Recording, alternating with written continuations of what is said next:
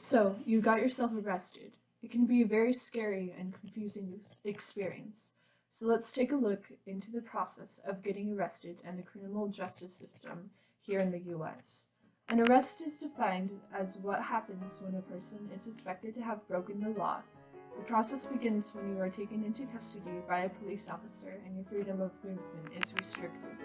First, the officer will handcuff you and will recite to you the Miranda rights. These are designed to protect your Fifth and Sixth Amendments. Miranda rights must only be read when an individual is in a police custody and under interrogation, which would not apply to situations such as traffic stops. Your Miranda rights are as follows. 1. You have the right to remain silent and to refuse to answer your questions. 2. Anything you say can and will be used against you in a court of law. 3. You have the right to consult an attorney before speaking to the police and to have an attorney present during questioning now or in the future. 4. If you cannot afford an attorney, one will be appointed for you before any questionings if you wish. 5. If you decide to answer questions now without an attorney present, you will still have the right to stop answering at any time until you talk to an attorney. After this, the officer may frisk you or search you by performing a pat-down of your outer clothing.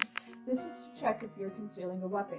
Once you're arrested, they can perform a more thorough search on your person and immediate surroundings to search for weapons, illegal items, or evidence of a crime. They may also search your property for the same reasons, but this has to be with probable cause. For example, if you are taken into custody for involvement with illegal drugs and the officer sees some through your car window while making the arrest, he or she may search your car. Once you're taken into custody, you will be booked. This means that you will be asked for basic information about yourself, like your full name, address, birth date, or more, and they will also take your fingerprint and photograph to put into their records. Then you will get a trial in court and will be assigned by the judge to the proper sentence based on your charge.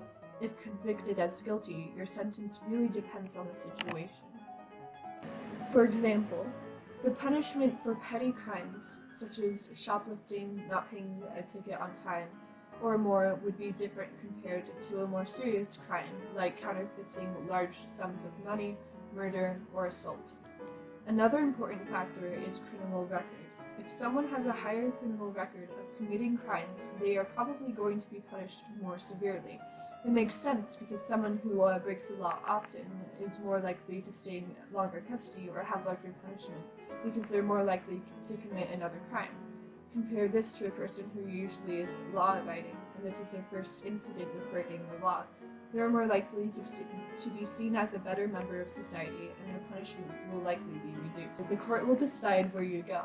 This also fluctuates according to the local law, age, and crime you were found guilty of committing. Adults committing a serious crime usually are sent to prison or jail, but if a minor is sentenced, he or she will be assigned to a juvenile court and jail. Some people are able to get out of jail before the trial by posting bail. This means that a sum of money will be paid that promises that you will appear in court when asked to do so. If you do, the court will return the money. If you don't, the court will keep the bail money and will most likely issue an arrest warrant. This means that you'll likely end up back in jail.